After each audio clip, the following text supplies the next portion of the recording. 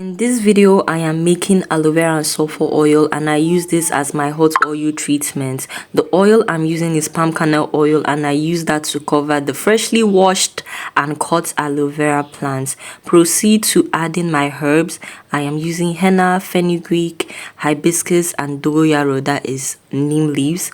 Put that on low heat. Let it fry for about 20 minutes. When that is done frying, I'm going to let it cool, then strain it. Once I'm done straining it, I am going to proceed to adding 1 tablespoon of sulfur powder. Now the sulfur that I am using, I got this online, and this is cosmetic grade sulfur powder. You can get this on Konga, you can get this on Jumia.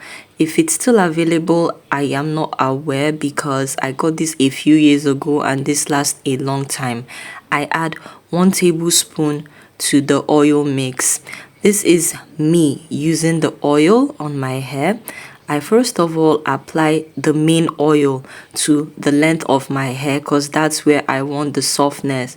Then once I'm done doing that, I would chook hand in the container and bring out the white stuff that you saw earlier on and apply that to my scalp. After doing all of this, I'm going to let the oil sit in my hair with my conditioner for about 30 minutes.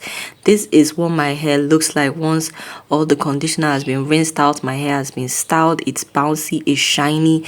My ends are always hydrated, always lubricated. So get into this.